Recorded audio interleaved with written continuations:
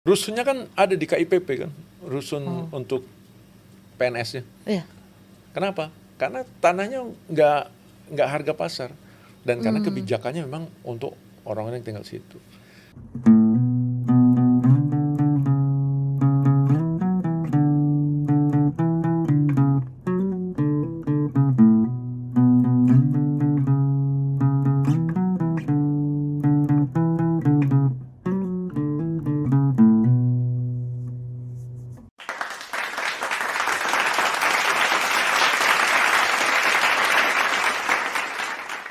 Selamat datang di podcast Seed of Knowledge, Talk and Housing Unlearn. Sok tahu!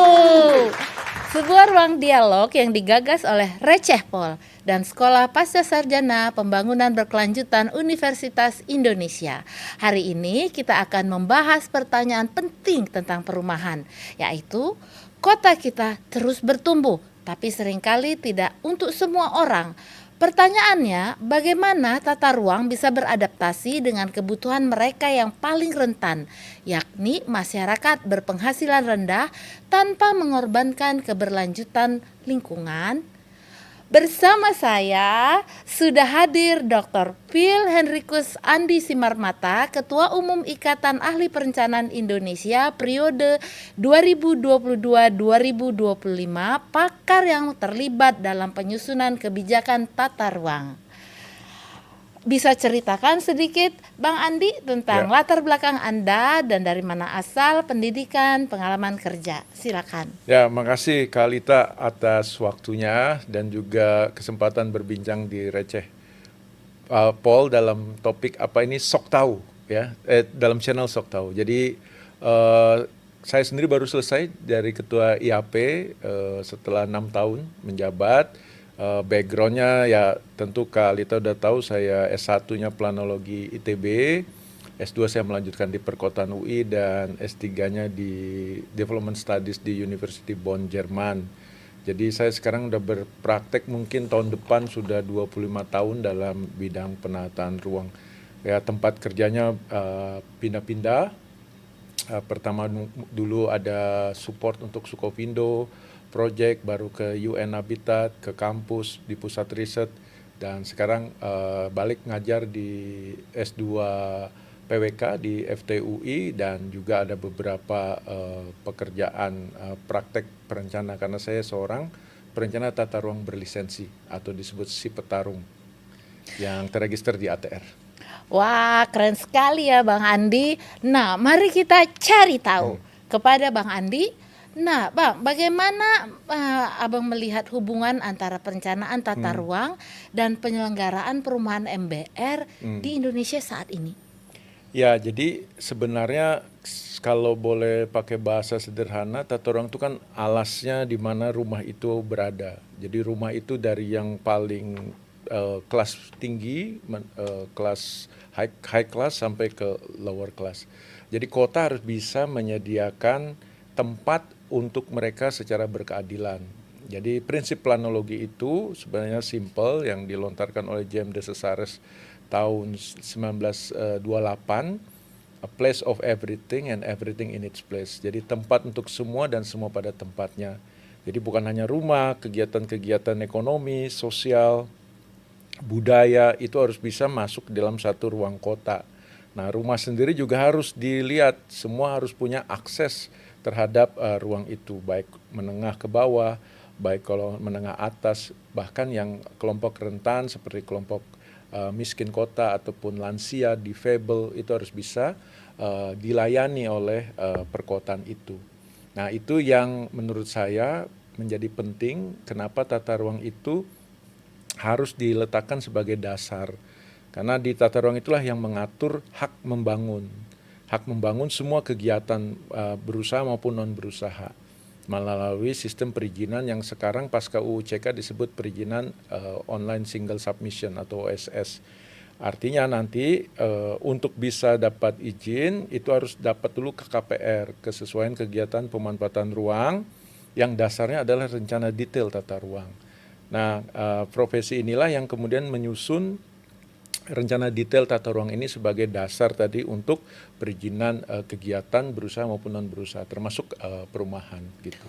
Wah, cukup kompleks ya. Mari kita cari tahu lagi lebih detail.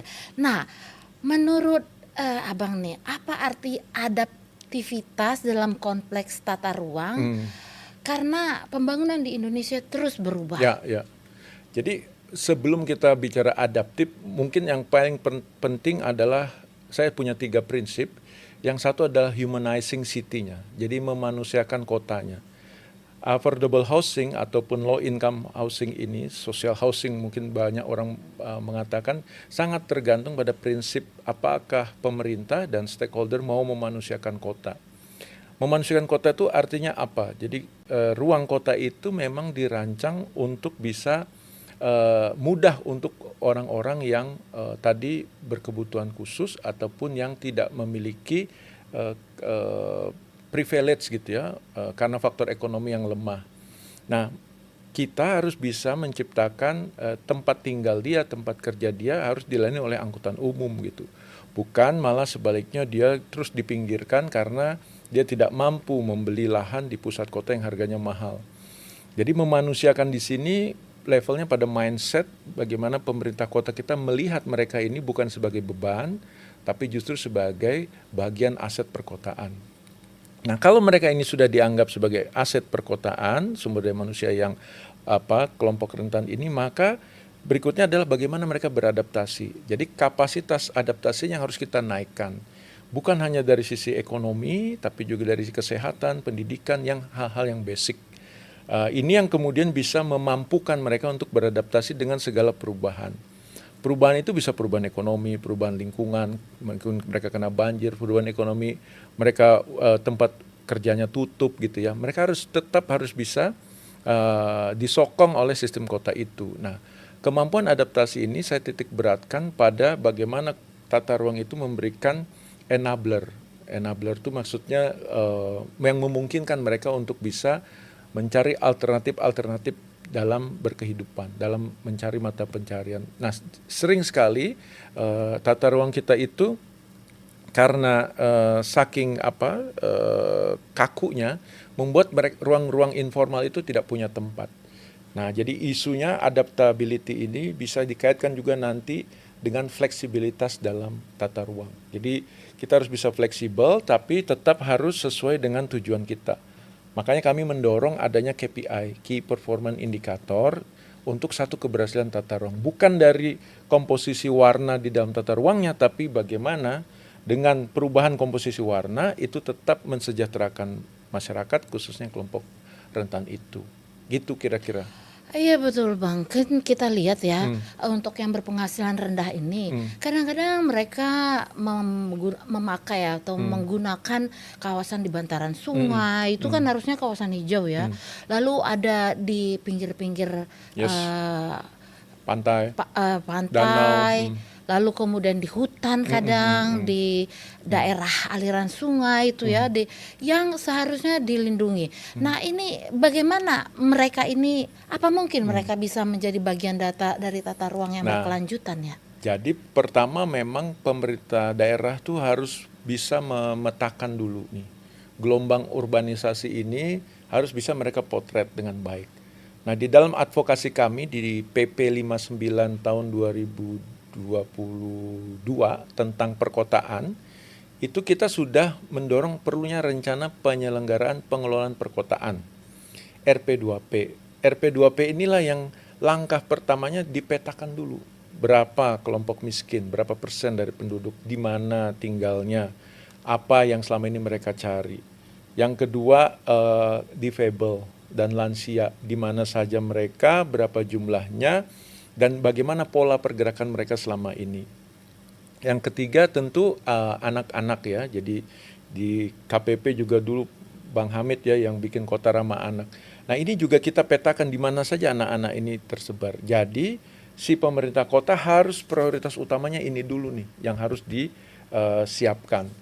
Nah, kalau kita refleksi sebentar, sudah nonton film Pangku nggak, Kak? Pangku itu ceritanya ini sekali di pesisir juga, Indramayu yang baru dapat piala apa itu FFI lah gitu ya, Reza Rahardian yang sutradara itu menggambarkan bagaimana warung-warung itu tumbuh secara informal dan bagaimana sebenarnya orang-orang yang nggak punya pengharapan datang nebeng sebentar, kerja di situ, punya rumah, bikin rumah lagi, dan itu terjadi hampir di semua kota kita. Makanya kota kita itu dikenal dengan tumbuhnya secara organik. Kalau secara organik itu kayak metabolisme, sel-sel yang membesar, maka mau tidak mau kita harus memahami behaviornya. Nggak bisa kita dengan deduktif dengan top down. Nah, jadi kalau saran saya memang di pemerintah kota harus punya data dulu nih, kelompok-kelompok ini. Jadi banyak sekali waktu penyusunan RP2P itu ternyata kita nggak berhasil tuh menemukan di mana sih kelompok difabel yang tunanetra, yang pakai kursi roda. Itu harusnya kita punya dulu supaya nanti kalau kita membangun fasilitas umum dan sosialnya, itu didekatkan dengan di mana mereka tempat tinggal. Jadi bukan kita semua trotoar kita kasih yang jalan akhirnya high cost. Justru kita harus petakan dulu mereka di mana, baru kita layani. Dari mereka tinggal ke bekerja, mereka berbelanja, mereka ke sekolah, sampai mereka memang betul-betul merasa nyaman. Dan ini harusnya direncanakan bersama dengan mereka. Jadi bukan kita yang menyediakan untuk mereka, tapi mereka ikut serta dalam perencanaan. Nah, kita mendorong makanya namanya planning charet. Planning charet itu kayak workshop perencana bersama dengan teman-teman yang memang membutuhkan itu. Jadi tata ruang sekarang kalau menurut saya kalau tidak partisipatif, nanti ruang yang kita siapkan tidak sesuai dengan kebutuhan orang-orang ini, terutama yang tadi kelompok. Apalagi mereka itu harusnya kita dari origin ke destinasinya. Yes. Harus kita petakan kan? Ya. Karena kalau enggak kita nggak bisa tahu, akhirnya kita nyiapin rute angkotnya kemana, orang yang membutuhkan ini kemana gitu. Nggak dipakai jadinya. Nah, memang urbanisasi ya, itu pembentukan kota dan penduduk kota semakin meningkat. Bahkan hampir 70% penduduk dunia itu ada di kota sekarang. Nah, ini akan sekarang topik yang sangat hangat tentang perubahan iklim. Ini bagaimana proses adaptif untuk kota dengan perubahan iklim ini ya Pak? Ya, jadi kan semakin banyaknya orang tinggal di suatu tempat, bangunan semakin padat, itu menimbulkan dampak yang namanya urban heat island. Jadi ketika dia siang hari materialnya menyerap panas dan malam dia melemparkan panas sehingga sumuklah kota itu. Nah, belum lagi ini ditambah dengan lemahnya dekarbonisasi kita. Pembangkit listrik kita masih pakai tenaga uap. Transportasi kita masih pakai fossil fuel, BBM. Jadi upaya-upaya untuk mengurangi emisi karbon ini belum radikal. Dan memang kita di-guidance oleh Paris Agreement sampai 2030. Sudah banyak upaya-upaya yang dilakukan oleh pemerintah, misalnya waste to energy sekarang, lalu juga ada dekarbonisasi transport dengan EV, dengan pakai angkutan umum massal, dengan transportasi aktif. Di perumahan dan bangunan ada green building, tapi tentu itu tidak akan cukup tanpa tadi energinya ditransisikan. Nah, jadi poinnya kalau kota ingin beradaptasi, maka kita harus bisa menyusun satu strategi agar ketika terjadi transisi ini, selama transisi ini terjadi, dampak yang kita akan terima harus bisa kita atasi. Nah, dampak pertama mungkin dari kenaikan suhu. Jadi kenaikan suhu ini harus di-balance, diadaptasi dengan ruang-ruang terbuka hijau. Mungkin polanya tidak centralized, tapi kantung-kantung hijau sehingga kemudian masyarakat bisa ketika dia sudah sumuk di rumah yang padat itu keluar untuk bisa bersosialisasi atau mendapatkan hawa yang lebih segar di situ. Yang kedua, mungkin yang dari kalau tinggal di pesisir itu banyak sekali fenomena misalnya kenaikan muka air laut, sea level rise, termasuk juga makin tingginya potensi kejadian ekstrim. Kejadian ekstrim mungkin seperti angin kencang gitu ya, tsunami pada skala waktu tertentu, banjir rob, lalu ditambah dengan land subsidence sehingga kemudian pesisir kita itu banyak mengalami katakanlah resikonya sangat tinggi. Artinya apa? rumah yang disiapkan di pesisir itu mungkin sudah nggak bisa landed. Mungkin harus pakai steel, panggung, dan itu harus mendorong masyarakat riset, para arsitek untuk meriset rumah yang cocok di pesisir yang kemungkinan kenaikan muka air lautnya 10-20 tahun akan semakin meningkat itu bagaimana desainnya supaya harganya murah, bisa dipakai oleh masyarakat. Ironisnya nih, negara kita kepulauan, tapi pemandangan perumahan nelayan, perkampungan nelayan itu selalu menyedihkan. Jarang kita lihat ada perkampungan nelayan yang asri gitu, yang kita lihat wah ini rumahnya dirancang dengan permanent building gitu ya. Perumahan petani juga begitu. Padahal mereka-mereka inilah yang harusnya di front line untuk beradaptasi dengan perubahan iklim. Gagal panen, nggak bisa nangkap ikan karena tadi gelombang pasang dan seterusnya.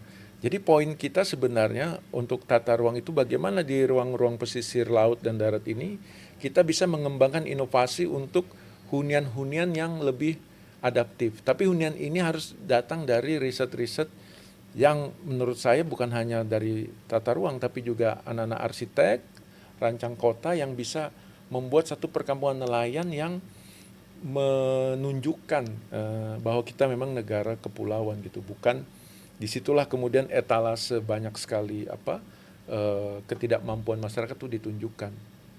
Ini PR bersama kalau menurut saya, dan saya senang sekali dengan adanya Sok Tahu ini. Menurut saya itu pengetahuan praktek yang para nelayan dari Sumatera sampai nanti ke Papua itu yang harusnya berciri khaskan keragaman budaya di Indonesia. Jadi nelayan Jawa tentu beda dengan nelayan di Bajo, dengan suku Marin Anim di Papua, ataupun masyarakat Kepri maupun masyarakat Riau yang ada di Sumatera. Jadi kita harus mendorong itu, Kak, keberagaman dari perumahan nelayan itu. Iya, itu pekerjaan cukup berat, apalagi harus melibatkan peneliti, arsitek, sipil ya. Tapi kenyataannya Bang, tanpa ada perlibatan peneliti, arsitek, nelayan kita sudah membuat rumahnya sendiri di pesisir, atau petani dia membuat rumahnya dengan pengetahuan yang dari turun temurun gitu, mereka bangun. Nah kemudian mereka sudah bangun, sudah membutuhkan material dengan uangnya yang sedikit dari penghasilan. Apakah kemudian itu perumahan mereka tinggal, lalu mungkin mereka juga tidak tahu tentang tata ruang ya. Apakah kegiatan mereka itu cukup lentur diadaptasi oleh tata ruang kita? Bagaimana itu Bang? Jadi yang kita harus sama-sama dorong bagaimana tata ruang itu bisa mengakomodir perubahan. Jadi namanya triple loop proses ya. Jadi yang kakak bilang tadi itu namanya spontaneous adaptation, spontan, reaksi. Karena dia banjir, dia naikin, dia pasang pengaman. Jadi terus ada banjir lagi, terus mereka terus bereaksi. Nah, yang level keduanya dari triple loop learning ini, learning process ini, mereka mulai memframing. Oh, nanti bulan November, bulan Desember atau Januari Februari akan pasang. Jadi dia udah siap-siap, dibikinlah rumahnya itu ada mezaninnya supaya mereka barang-barang elektronik ditaruh di situ supaya kalau begitu banjir mereka sudah bisa amankan. Artinya yang tadinya rumah 1 lantai bisa jadi 1,5 lantai, 2 lantai. Itu kan berdampak pada tata ruang nih. KLB-nya kita kasih apa enggak kan gitu. Nah setelah dia reframing, dia berhasil, tapi pada kesempatan berikutnya dia tidak berhasil, maka dia harus, yang ketiga dia harus melakukan yang namanya transformasi. Nah transformasi ini yang dengan practical knowledge mereka, dengan keterbatasan modalitas mereka, maka pihak ketiga yang harus masuk yaitu riset dan engineer ya. Bagaimana kemudian agar adaptation cost-nya itu bisa mereka cover. Karena kalau hanya mereka sendiri nggak akan cukup. Makanya akhirnya rumahnya dihajar banjir dan seterusnya. Kota, pemerintah harusnya bisa mensupport bagaimana cost adaptation ini karena lokasi mereka yang pesisir itu bisa di cover. Nah, ada perusahaan-perusahaan asuransi misalnya yang siap untuk bisa mendukung, tetapi tingkat insurabilitasnya harus dihitung. Karena preminya belum tentu. Kita bayar 100.000 per bulan untuk mengcover kerugian banjir kan belum tentu sanggup buat masyarakat yang tinggal di situ. Makanya di sini butuh lagi namanya aktuaria yang menghitung potensi resiko dari si banjir atau kejadian-kejadian yang iklim tadi. Poinnya apa berarti? Berarti tata ruang kita harus fleksibel untuk mereka bisa naik turun intensitas ruangnya. Dan juga harus membuat satu infrastruktur adaptasi. Kita sih mendorongnya hybrid ya. Jadi jangan hanya mengandalkan seawall, tapi juga mengandalkan solusi-solusi berbasis alam. Ada mangrove, ada tanaman-tanaman pengikat tanah lainnya yang cukup bagus gitu ya, sehingga kemudian cost-nya tidak terlalu besar, tetapi memang manfaatnya lama, karena kan kita tunggu dia 10-20 tahun, tunggu bakaunya kuat dulu baru dia bisa efektif mencegah dampak. Tapi sekali lagi kalau menurut saya tata ruang harus bisa menjamin fleksibilitas pemanfaatan ruang ke atas dan penambahan infrastruktur yang diperlukan oleh si masyarakat tadi. Itu yang penting. Iya, berarti kalau masyarakat bangun fisik ya kan rumahnya, terus diterjang banjir lagi, bangun lagi, diterjang banjir lagi, itu kan costly ya. Betul sekali. Berarti untuk membangun perumahan tidak hanya pada tataran fisik saja ya. Yes. Nah, oleh karena itu supaya mereka berkelanjutan selain fisik, apalagi Bang ini yang perlu dipertimbangkan?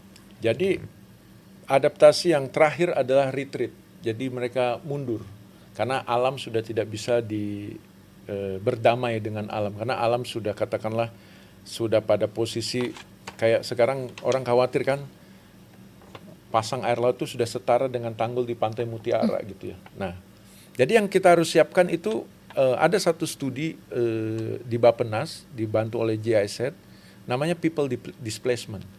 Jadi kita itu sekarang sampai pada satu tahapan akan ada forced migration, akan ada orang yang pindah terpaksa karena tadi perubahan iklim. Nah, oleh karena itu yang harus kita siapkan tentu selain ruang fisiknya, yang kedua tentu adalah mata pencarian atau alternative livelihood, bahwa mereka kemungkinan besar tidak bisa melaut, mereka harus bisa beradaptasi dengan mata pencarian yang agak ke darat. Mungkin nanti bisa shifting ke perkebunan atau nanti aquaculture ya, karena mereka mungkin sudah lama tradisinya di air. Nah, jadi mata pencarian ini harus disiapkan tentu dengan marketnya, karena sekali lagi ini hanya sisi supply, tapi kalau nggak ada demand-nya repot. Nah, komoditi-komoditi apa itu yang harus dibantu oleh mereka? Mana komoditi yang paling laku di pasar yang membuat mereka bisa menjual dengan harga yang baik? Nah, setelah mata pencarian ini baru yang ketiga capacity building dalam konteks untuk keluarga yang anak, istri, atau kalau dia single woman headed, maksudnya kepala rumah tangganya perempuan, berarti anak ya yang harus bisa kita perkuat kapasitasnya dari pendidikan, dari kesehatan, sehingga mereka ada proteksi sosial. Nah, proteksi sosial ini selain asuransi, mungkin juga ada bantuan pemerintah dalam konteks bantuan-bantuan sosial ya yang harus disiapkan untuk mereka-mereka ini. Di Bappenas sudah ada tuh sekitar berapa ribu desa yang terutama di pulau kecil yang akan mengalami forced migration ini, diperkirakan mengalami forced migration. Jadi kita harus menyiapkan tadi alternative livelihood dan capacity building. Yang terakhir tentu tata kelola yang baru. Karena itu tanahnya kan sudah tergenang permanen tuh. Nanti tanah hangus atau tanah musnah istilahnya itu seperti apa tuh dampaknya ke mereka. Itu harus segera dibikin peraturannya oleh ATR BPN kalau menurut saya. Itu Bang, mengenai peraturan-peraturan ya. Kalau sekarang aturannya begini, lalu besok berubah lagi aturannya begini, lalu kemudian ada isu lagi, wah tata ruang yang berubah-ubah. Karena tata ruang berubah-ubah, ya kita santai aja, nanti toh akan dirubah, akan diputihkan. Nah, itu kan sesuatu yang Betul. kurang bagus ya, Bang. Nah, untuk perumahan MBR ini, bagaimana kira-kira tata ruang yang ideal supaya sekarang kita sudah bangun dan berkelanjutan gitu ya, tidak berubah-ubah, dan mereka bisa ikut di dalam peraturan tata ruang, tidak dalam pikiran mereka tergusur, nanti besok-besok. Jadi akhirnya mereka ya udah material yang apa ada aja dulu, sehingga kurang memperhatikan rumahnya karena ada ketakutan ancaman-ancaman Ya. bentar-bentar digusur. Jadi ya udah akhirnya perumahan mereka itu tidak permanen dan kemudian tidak memperhatikan lingkungannya dan Ya. ya kurang bagus lah image untuk kota ya. Ya, jadi memang kita harus kenali dulu tipikal yang tenan yang begini ya. Jadi ada memang di perkotaan kita itu yang dia memang ke kota itu hanya musiman. Jadi ketika dia di desanya sudah tidak panen atau gagal panen, dia kemudian ke kota untuk mencari tambahan modal. Nah, biasanya ini orang-orang ini tidak mau tinggal secara formal ya, nebeng. Nah, kemudian makanya dengan nebeng itu banyak rumah-rumah bedeng nih. Nah, ini tipikal yang lain. Ini berarti kota itu belum punya shelter, belum punya rumah-rumah katakanlah rusun yang sewa, yang membuat orang-orang ini bisa dengan uang sewa yang semurah itu masih bisa mendapatkan sisa tambahan uang ketika mereka bekerja. Nah, ini yang harus kita siapkan. Karena kalau tanpa ada ini, pasti ini nggak akan, ini hanya pemadaman api itu loh. Ada apinya di padaman, dia hidup lagi. Ini selalu begitu, karena mereka akan survive, mencari survival untuk tetap hidup. Itu udah DNA-nya manusia kan. Nah, kita tentu tidak ingin agar mereka ini, tadi yang prinsip saya pertama, supaya dia humanizing. Jadi kita untuk membuat ini humanis, kota ini humanis, ini harus disiapkan rusun-rusun yang sewa tadi. Tidak perlu lengkap, tapi yang penting mereka akses air bersih, sampah dan segala macam bisa terjamin. Nah, kalau ini sudah ada, maka ini gampang untuk ngaturnya nih. Jadi kepastian tata ruang itu sebenarnya pada bagaimana mengelola perubahan. Nah, sayangnya kita hanya melihat hitam putih terus. Jadi kayaknya rencana tata ruangnya statik gitu. Padahal menurut saya tata ruang itu justru mengatur bagaimana mengelola perubahan ini supaya lebih besar manfaatnya, lebih rendah resikonya. Poin saya sebenarnya ada pada pengendalian tata ruang. Jadi sekarang bagaimana kita dari perencanaan, karena semua udah rencana tata ruang sudah ada, bagaimana kita masuk ke rejim pengendalian. Mengontrol bagaimana agar pemanfaatan ruang yang akan terus terjadi ini sesuai dengan rencana. Jadi saran saya bukan pada Satpol PP atau bukan pada penyidik pegawai negeri sipil, sekarang udah nggak ada gara-gara UCK, atau pada aparat penegak hukum, tapi bagaimana mereka bisa bermusyawarah dalam satu bentuk namanya planning court, atau musyawarah untuk musyawarah perencanaan, kalau di luar negeri namanya planning court, itu mereka bisa menyelesaikan negosiasi ruangnya di situ. Temporary boleh, tapi kan susahnya kalau temporary sudah enak, mereka nggak mau pindah. Karena itu udah hakikat juga ya, tipikal orang kita tuh. Jadi kalau saran saya, libatkan mereka dari awal, kasih tahu mereka bahwa mereka bisa di sini tapi hanya berapa bulan, suruh mereka pindah ke tempat yang lebih ini. Karena ini memang harus kawasan-kawasan tadi memang harus disterilkan untuk kepentingan masyarakat yang lebih besar. Jadi bukan berarti mengorbankan mereka, itu kita kemudian jahat sama mereka, tapi bagaimana kita juga harus baik pada semua orang kota yang lebih banyak lagi. Nah, jadi kalau hemat saya perubahan-perubahan rencana tata ruang itu sebaiknya dikendalikan oleh zoning yang kuat. Jadi tapi zoning ini jangan dibawa ke ranah hukum, tapi dibawa ke dalam planning court. Atau di bukunya ada trilogi yang saya bikin, buku trilogi tata ruang itu ada satu chapter yang satu buku ketiga namanya pengendalian tata ruang. Di situ kita tulis bagaimana seharusnya tata ruang itu diselesaikan di situ, bukan dibawa ke ranah hukum. Itu sih. Permisa, kita ini memang sudah cocok sekali nih mempunyai narasumber. Bang Adi ini seorang planner, lalu kemudian juga mempunyai ketua Ikatan ahli pada Dulu. periode yang sebelumnya ya, sampai 2005 nih baru Iya, ini kan baru seminggu. baru beralih nih. Nah ini Bang Adi, bagaimana nih kiat-kiat sebelum kita sampai ke pengendalian ya? Ini kita di ranah perencanaan dulu nih. Bagaimana kiat-kiat agar perencanaan tata ruang oleh MBR ini mempunyai fleksibilitas dan kepastian hukum di dalam rencana tata ruang ini dulu. Jadi para planner atau siapapun Pemda yang menyusun rencana tata ruang itu harus tahu dulu data MBR ini bukan hanya sekarang, tapi kira-kira 20 tahun lagi akan bertambah berapa. Jadi kalau kita tidak punya proyeksi ekonomi kota itu, maka kita sulit nanti untuk mengalokasikan ruang untuk teman-teman MBR ini. MBR ini menurut saya akan terus ada, tidak akan mungkin hilang. Karena dalam struktur ekonomi itu pasti piramida itu pasti yang paling banyak itu sebenarnya adalah yang MBR. Jadi itu satu.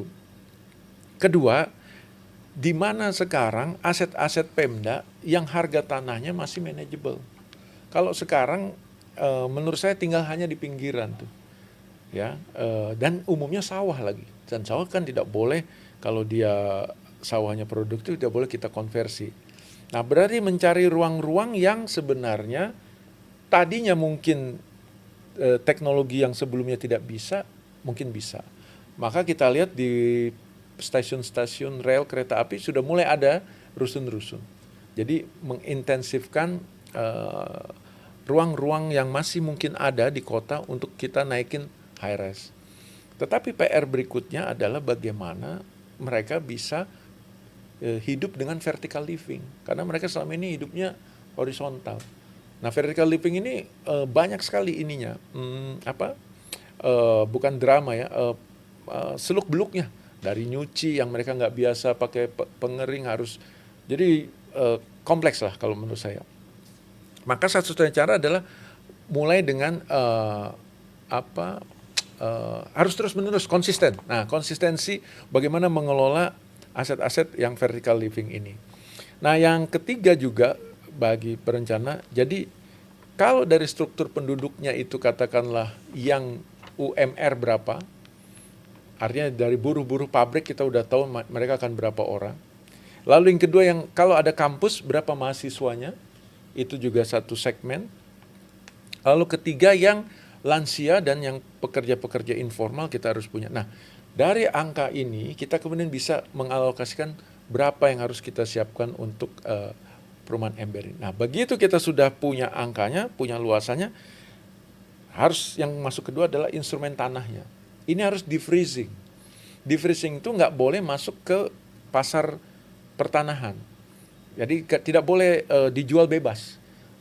Tidak boleh dijual, hanya boleh dipindah tangankan untuk kelompok yang sama. Ketika dia naik kelas nih, dia berhasil usahanya, sukses kerjanya, dia keluar dari zona yang MBR ini. Nah, itulah proses alami yang harusnya kita rancang ya. Sehingga kemudian yang MBR ini memang akan lagi generasi berikutnya yang MBR yang akan mengisi ini. Nah, jadi kalau saran saya memang untuk kita di perkotaan itu, kita harus tahu betul, misalnya Jakarta berapa angkanya. Nah, kalau ketika Jakarta sudah tidak mampu sendiri, maka dia harus bekerja sama dengan Depok, Bekasi, Bogor, mau nggak mau. Tapi mereka harus memberikan insentif, yaitu transportasi yang akses yang bagus, dan di Bogor sendiri tentu ada perputaran uang, di Depok gitu ya, dari orang-orang yang selama ini memang seperti ini terjadinya, cuma tidak ada swasta yang memberikan alokasi MBR ini. Kalau menurut saya swasta pun kalau dikunci harganya katakan 120 juta, nah yang kita harus dorong adalah yang rumah susun sewa kalau menurut saya. Ini swasta sangat sulit masuk ke rumah susun sewa karena dia cuannya nggak ada. Dia lebih suka kalau beli putus. Nah, makanya ini pengelolaan manajemen housing ini menjadi penting. Kalau di kita ya telat-telat bayar itu harus dikunci. Jadi kalau saran saya sih begitu dia jadi tenan langsung ada auto debit dari rekening dia yang masuk ke sini. Karena dengan sistem digital ini itu memungkinkan untuk kita mengunci payment yang dari tenan-tenan yang sewa. Karena menurut saya sewa ini masih menjadi solusi yang paling efektif untuk teman-teman yang masih musiman datang ataupun yang lagi mau mengadu nasib di kota gitu. Itu sih. Panjang sekali pembicaraan Iya. kita ini, Bang. Bang, silakan minum dulu, Makasih. Bang. Eh, kita akan lanjutkan lagi ya untuk bertanya. Kita ingin tahu nih dari perumahan ember yang ada sekarang ini, apakah sudah ada inovasi-inovasi baru eh, dari permasalahan ember ini yang menjadi trigger atau sudah menjadi model best learn untuk kota yang berkelanjutan, Bang? Nah, kalau saya melihatnya sekali lagi dari tata ruang ya. Pertama, kalau menurut saya hampir semua solusinya itu berangkat dari bukan by design, tapi bagaimana reaksi dari berbagai stakeholder ini merespon situasi yang ada. Jadi housing backlog itu kemudian selalu direspon bukan secara terencana. Karena kita selalu tidak siap dengan tanah. Land banking yang harusnya Pemda lakukan itu selalu terlambat, dan kecepatan swasta dalam menguasai lahan di peri-urban itu luar biasa cepat. Nah, jadi kalau saya melihat case-case untuk, jadi pertama saya dari bawah dulu ya social housing yang beda tipenya sama affordable housing. Kita harus ada dulu ini di setiap kota kalau menurut saya. Saya bukan berarti ini, artinya kita harus antisipasi ada pengemis, ODG, orang dalam gangguan jiwa, ODGJ, ada orang lansia yang sudah tidak ada anak-anaknya, terus dia bingung. Jadi social housing ini is a must. Di dalam PP 59 dan Permendagri 24 itu kita udah dorong harus ada satu fasilitas yang mereka. Nah, besarannya tergantung dari tadi statistik data baik yang sekarang maupun yang ke depan. Jadi social housing ini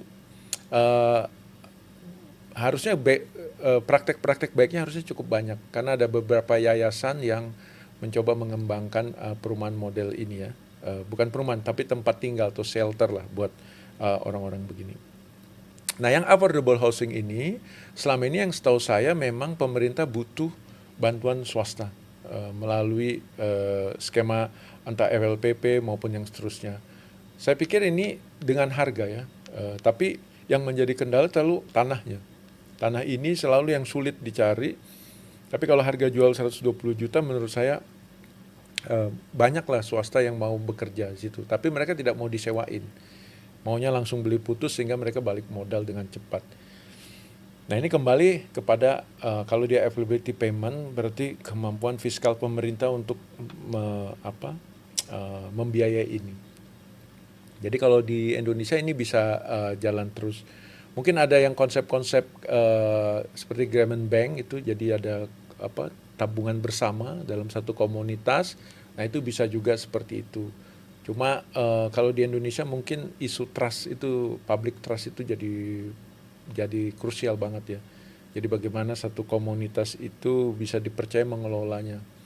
Tadinya saya berpikir kalau ada koperasi merah putih di desa dengan dana bantuan 2M gitu, mungkin ada kecil-kecilan mereka membangun satu mekanisme ya untuk solusi di affordable housing. Tapi saya belum yakin ada riset-riset yang mampu dengan angka 2M itu mereka bisa seperti apa gitu.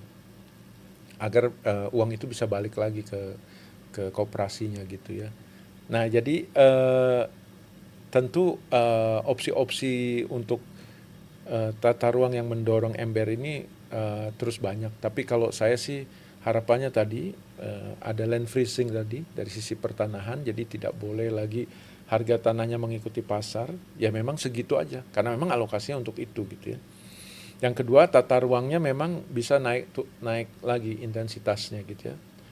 Tapi memang ada angka psikologis lantai ya. Kalau lantainya lebih dari 4, dia 8, dia pakai lift, operational cost-nya kan jadi tinggi nih. Nah, ini juga bisa bumerang juga ke teman-teman tenan MBR ini. Karena kalau operational cost-nya tinggi, nanti biaya sewanya jadi tinggi. Nah, ini yang harus kita hindari. Kalau saya sih melihatnya 4 lantai ini. Yang penting terintegrasi dengan angkutan umum massal yang ke tempat kerja. Banyak sebenarnya kota-kota kayak di Jerman, saya lihat di Berlin yang timur itu affordable housing itu justru di tengah kota. Karena memang memang arah social city-nya tuh kencang sekali gitu. Kalau di kita kan di tengah kota ya premium lah gitu ya. Mungkin yang masih bertahan tuh ada rusun kebun kacang kalau tahu di belakang Bawaslu itu. Nah, itu masih bertahan walaupun banyak sekali katanya wacananya untuk mau dikembangkan jadi high rise apartemen, tapi itu masih bertahan. Nah, yang seperti ini harusnya lebih banyak lagi, tapi nggak boleh dijual belikan, tapi berganti ke tenannya itu menurut saya akan sangat membantu. Itu land freezing itu sama dengan pemaksaan supaya jangan bertambah. Wah, itu agak luar biasa juga ya Bang, karena memang kekuatan cuan karena memang pasar. karena itu dedicated untuk Ya. yang ember tadi. Nah, Jadi bukan semua Ya. kota ya, Ya. tapi pada misalnya katakanlah berapa puluh hektar Ya. yang tersebar di semua penjuru kota. tapi itu masalah. Itu pasti susah penerapannya. Nah, selain itu masalah-masalah apa lagi ya? Bang Andi, kenapa Nah. kok masih banyak juga untuk MBR ini sangat susah memiliki atau bertempat tinggal di kota ya? Justru karena nggak ada freezingnya. Karena kalau harga Berarti tanah kekuatan hukum leader harus ya harus ada afirmatif. Ya kalau nggak afirmatif gimana mereka bisa mengalahkan lahan-lahan yang di pinggir? Leader will, ya? Ya, political will. Political will. Jadi kalau dengan Kementerian ATR BPN ya berani aja. Kan kita desain kawasan itu, kita bangun infrastruktur di situ memang untuk MBR kan. Nah terus karena kita tidak jaga harganya bisa sesuai market, akhirnya orang-orang berganti nih. Saya dulu di rusun kebun kacang, bisa saja saya ambil itu kan, tapi kan jadi udah nggak untuk orang-orang MBR jadinya. Nah ini kalau menurut saya tidak akan ada yang mau beli tanah itu karena tidak mengikuti harga pasar, harga tanahnya. Pasti dia ada yang beli. Memang itu tujuannya supaya orang ini terus berganti, bergulir. Nggak ada caranya. Percayalah, kalau kita lepaskan ke pasar, ini akan jadi high rise nih bener. Saya akan beli, saya akan jadiin high rise. Nah itu kan hukum alamnya kota ya, yang punya mekanisme hukum rimba. Hukum rimbanya adalah yang punya uang. Iya. Kalau di hutan yang punya kekuatan otot, tapi kalau di kota yang punya uang. Nah, yang punya uang ini kalau berkolusi dengan penguasa ya repot. Jadi kita harus bisa, kalau menurut saya kebijakan reforma agraria itu harus keras di freezing ini. Bukan pada semua tanah, tapi pada tanah-tanah yang memang dedicated untuk social housing, untuk MBR. Wah nanti nggak bisa berkembang, memang nggak bisa berkembang, memang untuk orang-orang yang nanti berganti terus. Jadi saya sudah di MBR situ, 5 tahun nasib saya bagus, ya tuker lagi dengan harga yang sama. Ya tentu dikali inflasi lah ya, dengan harga yang sama. Jadi orang ganti. Wah di tengah kota sayang, ya memang orang kita buat teman-teman kita yang tadi di struktur bawah. Nah ini politik pembangunan namanya. Nah politik pembangunan ini bisa terjadi kalau si politisi ini membuat aturan-aturan hukumnya. Nah ini masalahnya politisinya belum tentu punya pemikiran yang berarti untuk membangun perumahan bukan hanya ahli perumahan tapi juga ahli politik ya. Yes, berarti multidisiplin ya. Persis. Memang harus multidisiplin dan ada ekonominya juga karena ngitung-ngitung berapa angka yang paling meet up ya antara demand dan supply gitu. Tapi kalau saran saya memang kita harus radikal dalam merubah aturan ini karena nggak akan bisa kekejar. Saya yakin kalau tidak ada instrumen pertanahan yang transformatif. Itu. Oke. Realistisnya Bang, gimana ya kita membangun MBR ini dalam kondisi existing saat ini yang begitu banyak kesulitan-kesulitan. Ini realistisnya gimana nih Bang kita membangun untuk mereka nih? Jadi contoh ya, IKN. Rusunnya kan ada di KIPP kan, rusun untuk PNS-nya. Iya. Kenapa? Karena tanahnya nggak harga pasar dan karena kebijakannya memang untuk orang-orang yang tinggal situ. Di kota-kota kita di Indonesia, cari lahan-lahan yang masih ada lahan Pemdanya. Ya, baru kita paksa di freeze untuk affordable housing. Ada nggak tanah masyarakat bisa dikonsolidasi? Yang kampung yang misalnya dia sudah perumahannya sudah cenderung rusak, terutama di pesisir ya, dikonsolidasi vertikal. Tapi tanahnya disecure untuk freeze untuk mereka, tapi juga ada sisa untuk dana ketiga untuk masuk. Ini fair aja kalau menurut saya, karena kalau enggak siapa yang bangun kalau duit hanya dari duit konsolidasi tanah, nggak mungkin. Nah itu yang kemudian untuk membangun infrastrukturnya siapa? Nah itu yang land value capture itu. Tapi ini masih sebatas aturan P3NK ini atau land value capture ini. Tapi saya berharap kita di kampus di UI dengan teman-teman developer, dengan teman-teman profesi punya kolaboratif riset lah untuk berapa sih angka yang paling rasional untuk mendatangkan pihak ketiga untuk membangun ini. Mereka dapat cuannya tapi tertata dengan baik. Kalau menurut saya belum lihat ada yang katakanlah sukses story ya yang di Indonesia ya. Tapi kita harus coba. Kalau menurut saya hanya dengan itu kita bisa menyelesaikan yang kita tuh ada sekarang 23 metropolitan seluruh Indonesia dan 90 kota otonom. Belum lagi ada 500 lebih perkotaan kabupaten kayak Cibinong, kayak Jatinangor. Jadi bayangkan kalau ini tidak segera dibuatkan freeze tadi, maka saya yakin cenderung nanti sawah yang dikonversi. Dan itu yang bisa betul. karena Perubahan ya guna kan? lahan. Karena orang paling mudah kan ke situ. Teori von Thunen. Iya, betul. Jadi alih fungsi itu karena memang paling gampang begitu. Nah itu yang harus kita menurut saya dari sekarang kontrol betul-betul. Makanya tata ruang dan pertanahan mungkin satu kantor untuk ke sana. Jadi ada insentif yang diberikan ketika dia naik vertikal, tapi di satu sisi dia dari sisi pertanahan dia tidak bisa market oriented gitu. Yaitu membuat harusnya sistemnya menjadi lebih ramah atau lebih pro lah terhadap teman-teman MBR. Bukan salah mereka juga untuk MBR. Karena coba bayangkan satu perusahaan kan nggak mungkin semuanya bos kan, tetap ada manager level, ada kelas pekerja. Nah itu yang terutama Indonesia yang buruh-buruh itu yang paling banyak tuh. Jadi industri dapat KKPR, dapat perizinan, harusnya sudah masuk tuh syarat perumahan tadi. Jangan dibiarkan lagi. Contoh tuh yang industri nikel di Morowali atau di mana, kalau terlambat jadi banyak bedeng-bedeng lagi kan gitu. Ini Raja Ampat nih, Raja Ampat. Itu yang lagi trending.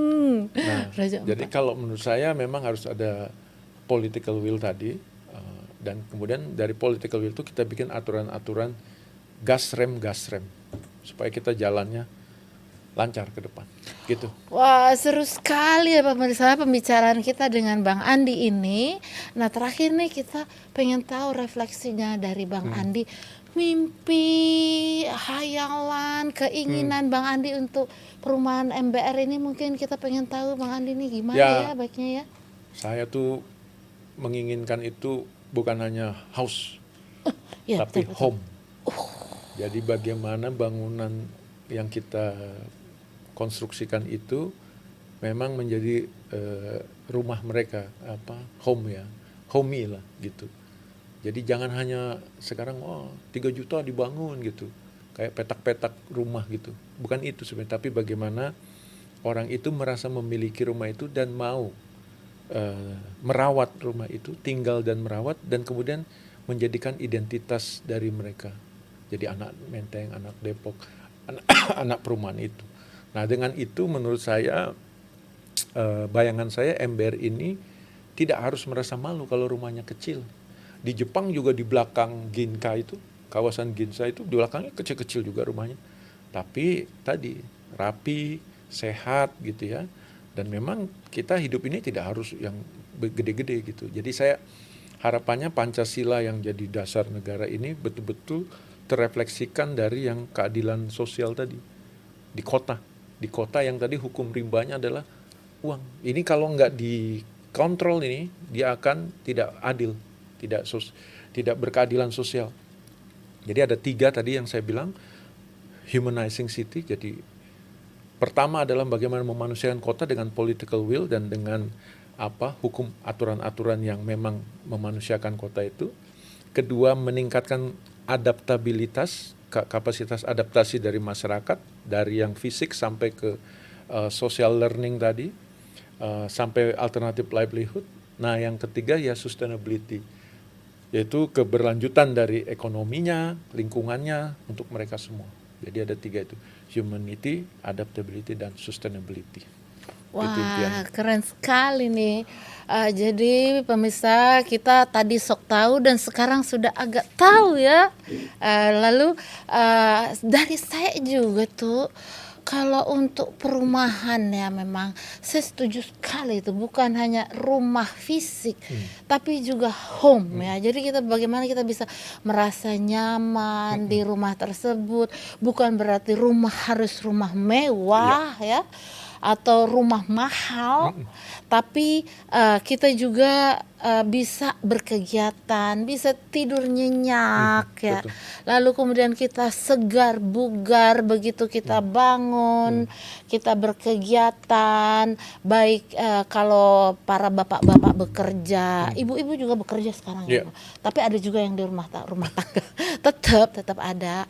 Lalu kemudian ada anak-anak yang sekolah, mereka berkegiatan dengan lingkungan sekitar, tetangga, masyarakat, dan berinteraksi, tidak hanya menghasilkan uang tapi berkehidupan sosial, merasa bangga terhadap rumahnya, kampung halaman tumpah darahnya gitu ya di tempat mereka tinggal, sehingga itu bisa menjadi jiwa buat mereka ada di situ.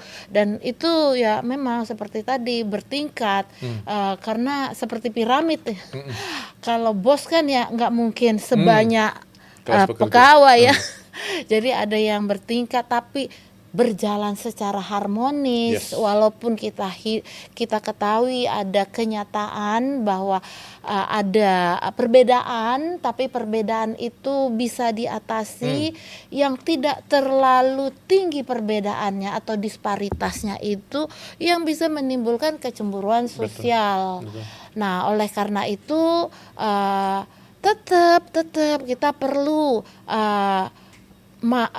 membina atau menyelesaikan masalah MBR ini karena bagian dari kita, dan no one left behind ya. Kalau sustainable development itu semua bisa berjalan sesuai standar. Jadi kalau yang MBR menengah, bawah, atas itu bisa memenuhi, kita harus bisa memenuhi pelayanan standar. Nah, kalau memang ada uang lebih, kalau ada penghasilan lebih, kita masuk ke pelayanan yang di atas standar, unggul, premium gitu. Kalau kita bisa akses, oke. Tapi harapannya jangan di bawah standar, ya kan? Di bawah standar. Jadi standar ini tuh harus kita penuhi untuk masyarakat kota termasuk MBR. Yes, correct.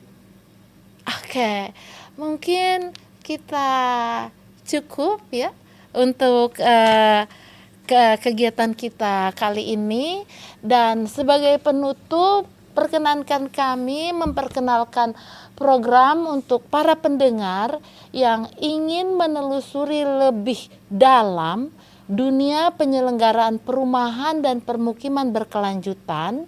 Sekolah Pasca Sarjana Pembangunan Berkelanjutan Universitas Indonesia dan Pusat Riset Receh Pol yang tidak receh.